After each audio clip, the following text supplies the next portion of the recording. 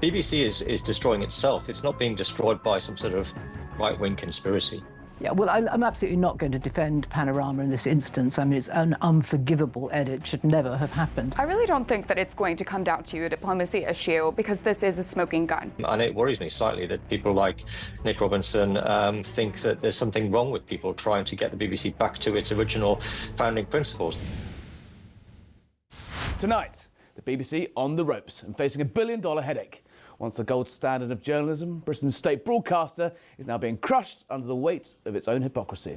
Its top brass have quit after being caught red-handed faking Donald Trump's words on a January 6th documentary. That's right, the BBC's flagship show Panorama completely manipulated the US president's words.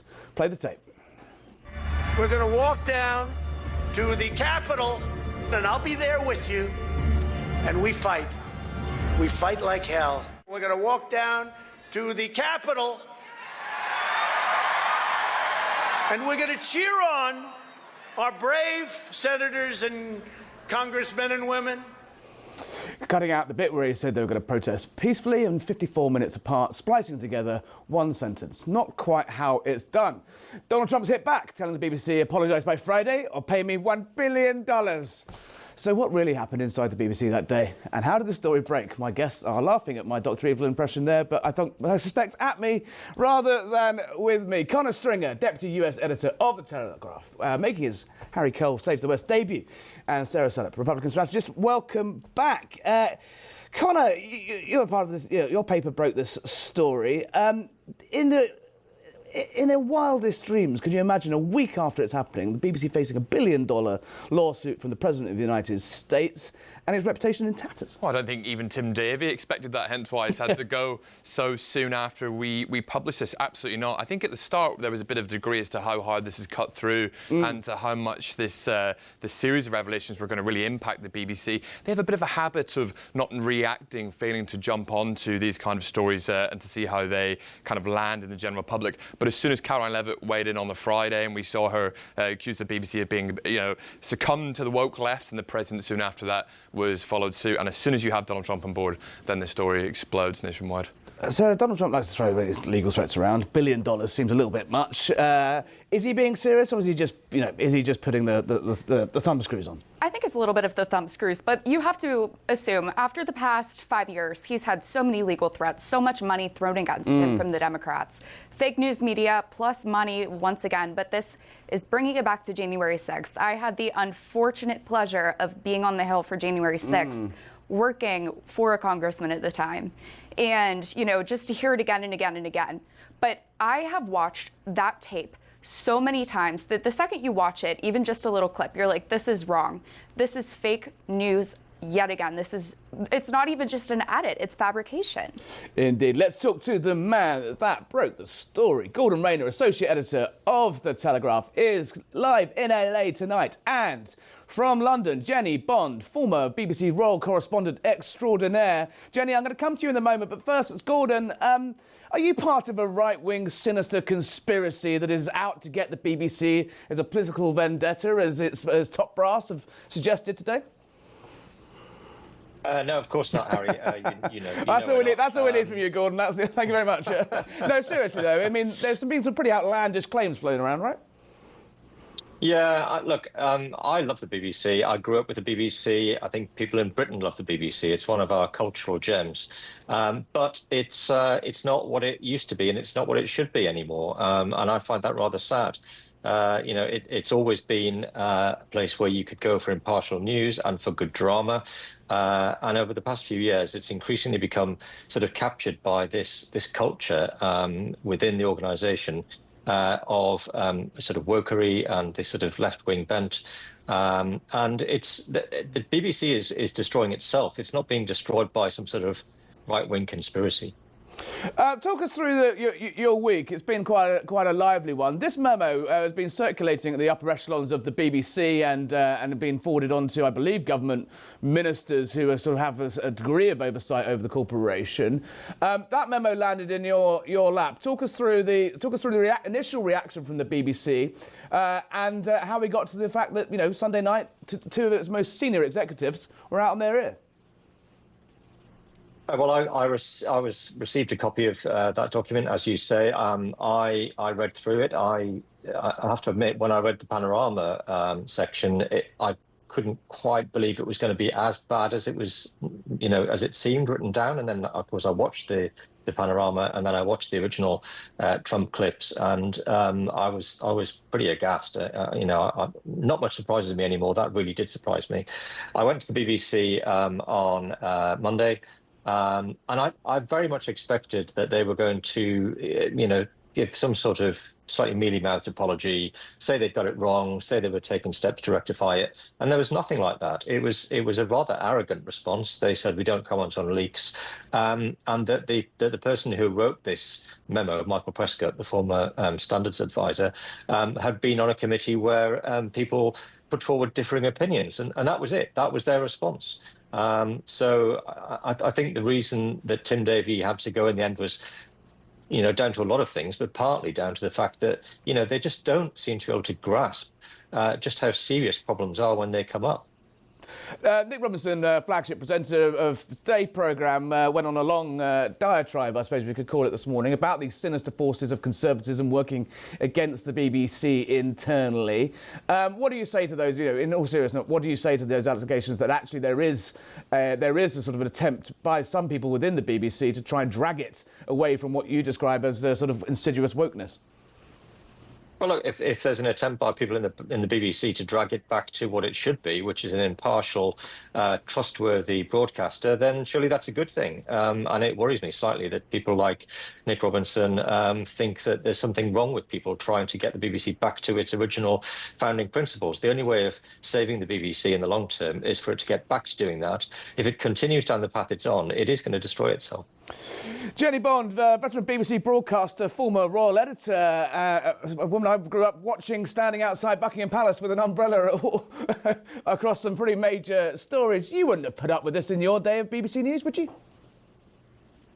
Well, I have to say I haven't been employed by the BBC for many, many years, but when I was there for 26 years in the newsroom, I found us to be rigorously impartial. I've been listening to so much debate today, members of the public saying, oh, it must be awful to work for the BBC, and having people tell you what you must say, and leaning on you, well, this side or that side of the political arena, and none of that was, and I don't believe it is now, ever true. I was never leaned on by anyone, sometimes by the palace, but by no one editorially. I was fully supported and utterly impartial, and I honestly believe that 99.9%, more than that, of the highly trained and dedicated journalists at the BBC today in the newsroom are totally impartial. That's what we do. Something's gone wrong, though, hasn't it, in the fact that this Prescott report, it didn't just talk about the Donald Trump edit. It talked about coverage of the Middle East. It talked about coverage of trans issues and women's rights issues that have sort of been swept up in a sort of progressive groupthink within the organisation. Do you recognise the sort of BBC today compared to your day? Because it does seem that even the guy the BBC paid to bring in, found some serious flaws. Yeah, well, I'm absolutely not going to defend Panorama in this instance. I mean, it's an unforgivable edit, should never have happened. But I think that old mantra, if you're being shot at by both sides, then you must be getting something right. It's easy to say that, but that all through my journalistic career, much of it at the BBC, has been true. And today, listening to the broad public talking on the BBC, allowed to give both sides, they could say whatever they want on the BBC today on phonies like Nikki Campbell. Once again, there were claims that it is anti-Israel, that it is pro-Israel, that it's anti-trans and pro-trans, equal on both sides. So I think the BBC does get it broadly right, and I think we should be very careful what we wish for. I mean, if Trump went through with this would be the end of the BBC, £1 billion lawsuit, and I think a life without the BBC we would soon recognise would be very, very much poorer. I don't think, I mean, £1 billion lawsuit is threatened, but I think he's threatened those before and settled on something closer to 16 million rather than that. Jenny, just looking a bit broader at the organisation, look, we kind of expect it from the drama department, where, you know, there's a sort of lefty tilt to the sort of dramas that are commissioned. You know, don't get me started on BBC comedy, because I'll just rant for the next hour about that. We saw the sort of 550 journalists sent to Glastonbury to, you know, sort of dance in a field. It was always struck me that BBC News itself was always a little bit more careful. Do you think it's fair to say that standards have slightly dropped, though, from in the BBC News department? And it does seem to me that bosses don't seem to be quick enough to get a grip on it. I don't know if that's true. I don't think the bosses at the BBC have got a grip on the reaction to what's happened. I mean, quite clearly, they should have reacted more quickly. They've known about this allegedly since May. An apology should have been forthcoming. So they've handled it really, really badly. But no, I do think the standards in the BBC newsroom are just as rigorous. And I do think in this age of social media, what I read on every news story is so tilted and an echo chamber. We are trained journalists, as Gordon well knows, you know, highly trained journalists, taught to source our material, to check our material, to get the facts the best we can, as fast as we can, as accurately as we can, and then broadcast them. And honestly, that is what the newsroom does. But I mean, does it though? Because BBC Arabic, yes, the BBC Arabic network have been found to be regurgitating without checking Hamas propaganda, essentially. If you compare and contrast the coverage from the BBC Arab network compared to the wider BBC, within the BBC News family, there are clearly people that don't have those same rigorous checks and balances that you would have done. I don't know about the Arabic service. I've heard the allegations, and clearly they should be looked into. Yes, I thoroughly agree on that. But broadly, within the newsroom that I know, I think standards are just as high as they were. Gordon, what happens next? It does seem to me that the BBC can be its own worst enemy. I think this all could have been sorted out last week, as you say, with an apology. You know, now that the organisation is rudderless and leaderless and frankly looks like it's flapping, how do you see the next few days and weeks playing out? And who's in charge? Who's running the show right now? Yeah, well, Tim Davies staying on until his successor is appointed. I think that the BBC now needs to find someone to lead the organisation who has got the backbone to do the things that Tim Davies said he would do when he got the job 5 years ago. He said all the right things. He said he was going to put impartiality first. He said he was going to crack down on people using social media, for example, to express their own opinions. And then, you know, he just let Gary Lineker do what he wanted. So he said all these things, but then he didn't have the courage to actually intervene and sack people when sackings were needed. You know, Jenny said they knew about Panorama in May. Well, Samir Shah, the chairman, said in his letter to MPs today, they knew about it in January.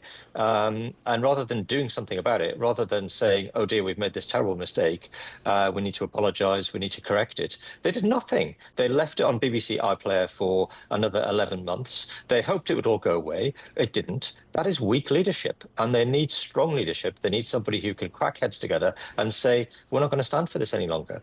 Any names in the frame yet, Gordon? I would not want to speculate on that. But maybe Jenny might have some better ideas. Well, I was just going to suggest maybe Jenny, do you fancy the job yourself? It sounds like you could bring back some rigorous standards to the BBC as an almost lifer there. I heard Alistair Campbell talking about it earlier today, saying that, you know, maybe he might throw his hat at the ring. I'm sure he was joking about that. No, I've never involved myself with a hierarchy, even when I was working there. I didn't even know who the BBC board were. I got on with my job. So what I'm talking about are the people on the shop floor. Do you think possibly, though, the job is just too big for one person? I mean, you're expecting one guy to be in charge of all of the output across the BBC networks around the world, the great, ginormous website, all of the drama, all of the comedy, all of the sport, all of the commercial side of the BBC that they have. It does feel to me that perhaps, you know, the reason that the Director General can't get anything done or ends up having to carry the can for things, it's just that the job is too big. Well, that may be the case, but honestly, I'm not sure about more chiefs. My view was just there weren't enough of us on the shop floor, and there were too many bosses having too many meetings about everything when we just needed to go and get the story. Oh, I know, I know that feeling. Gordon, I mean, what do you say to the sort of siren calls that are beginning to emerge again? I'm not necessarily saying from your paper as such, but when the BBC is on the ropes, the question of its future and the future funding model always comes back to fore. There's a renegotiation of its royal charter in the offing. Do you think this will see fresh calls for the BBC to lose its public support? Well, I think Lisa Nandy, the Culture Secretary, has already indicated that she may be looking at some kind of mixed model of funding where it may be part subscription and part license fee, part subscription. I think probably that's what's going to happen in the end, because we can all see that the world is changing, that people are going to streaming services to watch drama and sports. And I think that the BBC, when it decides who it's going to have leading it from now on, I think it probably needs to be somebody who either has a news background or understands news, because news is probably the thing that gets the BBC into the most trouble when it gets it wrong. Drama can kind of take care of itself, I would have thought. Those streamers that they're in competition with, they don't do news, so they don't need to worry about this stuff. And the reason that the license fee has remained in place for so long is partly because of the fact that the BBC provides those services like news that other people don't. So unless they have somebody who actually knows how news works and who knows when things have gone wrong and how to fix them and how to prevent them going wrong in the first place, I think they're just going to find themselves back here again. Jenny, in the age of Apple TV, Netflix, other streaming services are available, is it really viable to have basically British taxpayers essentially told if you don't, you would be criminalised unless you pay for this drama and this comedy? The funding model isn't fit for the modern age, really, is it? I've always defended the licence fee, and I do think it's incredible value for money. £15 a month, about that, for all that you get, all the radio stations, all the television stations. I think it's incredible value for money, but I'm finding it hard to defend now because, my children's generation, they don't watch the BBC, they don't listen to the BBC, and yet they have to pay for it. So I do find it hard to defend that method. But I do think it's good value for money as it stands.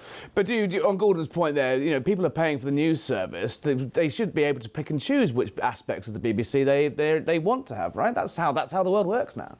Yeah, a subscription service, you get what you pay for and you choose what you want.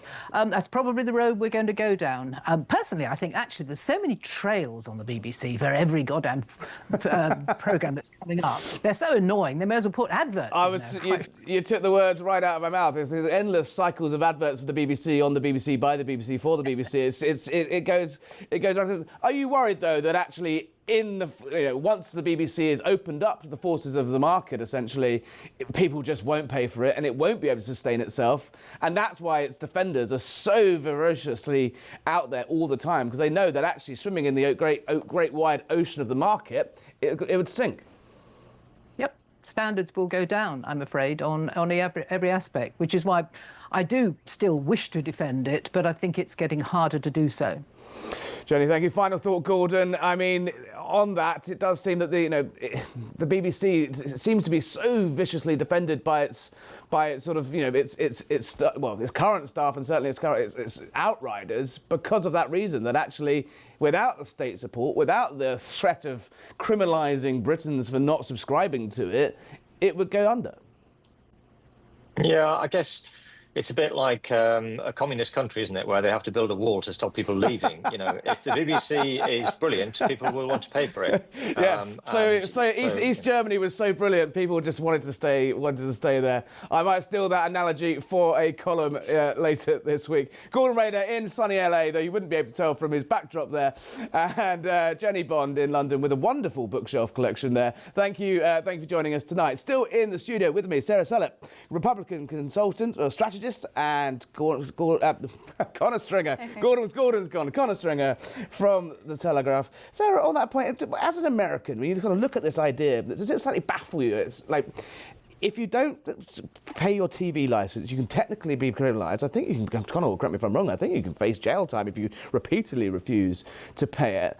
And you're having, these views rammed down your throat that you don't necessarily agree with or want, but you have to do it if you want to have a TV in Britain. As an American, how does that strike you?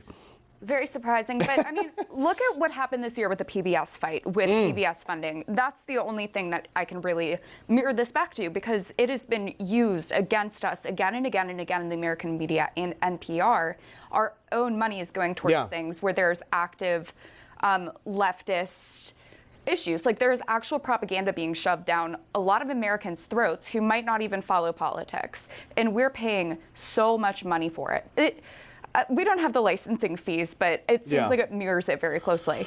I mean, even Jenny Bond there, you know, one of the most famous faces of the BBC of the last, 50 years or so, 40 years, I'll give her some credit, sorry, 40 years or so, even she was unable there to properly defend the business model of the licence fee, and actually, a hybrid streaming service is looking like where it's heading, right? I think it's the beginning of the end if that does happen. I mean, the BBC for years, like you said, has relied on everybody coughing up and being forced to pay. But there's 300,000 people which now is who are refusing. Teletax, whatever their exactly. conscientious objectors. And I mean, and can you imagine a newspaper or a broadcaster with 300,000 paid subscribers that they chop your arm off for that? That's a massive figure, and that's the kind of numbers that a lot of people are trying to chase. The BBC, unfortunately, now are in a position where they're actually behind the fold. A lot of organisations, the Telegraph included, the Mail, I think the Sun are still free to read, but are moving towards a pay subscription model. And they've felt the hurt. All of us have been forced to merge newsrooms and make cuts in order to make it work, as we've seen, subscriber levels up and down. This will be a really big headache for the BBC. How do you think it plays out, Conor, in terms of, obviously, politicians are jumping on this already. Boris Johnson has come out, Nigel Farage, Kemi Badenoch. These are not traditional supporters of the BBC.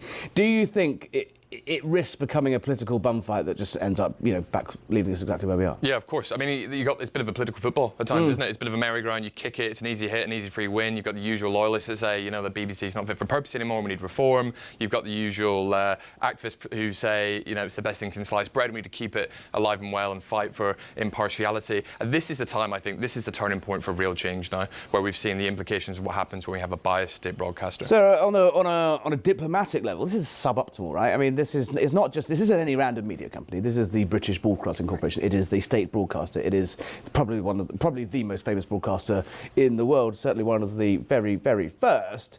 President Trump, in his Truth Social last night, made a point of, this is, you guys are meant to be allies. Like, this is what you expect from hostile private media, but from a state-backed thing. What impact do you think this could have on the relations politically between Britain and the United States? I really don't think that it's going to come down to a diplomacy issue, because this is a smoking gun. We saw that leadership was held accountable. That is the big word here, accountability. We wouldn't know unless there was a whistleblower that this was doctored, but this aired a week before Election Day. And what's the BBC doing meddling a week before Election Day? Exactly. Where was the Kamala Harris documentary? But, I mean, it's no one would watch called 107 Days, Harry. But that's what it comes down to. It's not going to be a diplomacy issue, but this is something we see again and again and again from media in the U.S. We're not surprised, but it's very telling that he has a Friday deadline when all of this breaks. It's Friday at 5. Conor, do you reckon they're going to have to get the check back out? Because it's British licence fee paying money. This isn't just some executive that's have to. Absolutely, and I think you mentioned earlier about it, being a bit of a turning the screw issue. But $1 billion, put that into perspective, the BBC's annual revenue last year was $5.7 billion. That's a fifth if it ever came to it. And talk about turning the screws and the hurt. They're going to be in a difficult place. President Trump hasn't actually issued legal proceedings yet. He's sent a threatening letter. Obviously, they don't have the First Amendment protection. That you'd have in the United States. Realistically, how strong is his case, do you think? Well, actually, in the Florida courts, it's quite high. The threshold is relatively easy to hit, and the issue is that case speaks for itself. You've seen the footage; it's pretty damning. But this is kind of textbook Trump. You set a really massive high figure that kind of puts the legal threat and fear into your opposition, and then settle after. I think in the CBS case, it was 16 million. So I expect this to follow a similar strategy if they follow through. Do you reckon, Sarah, they're going to have to cough up? I honestly think so, or at least a really big apology. We're at that a grovelling apology. Well.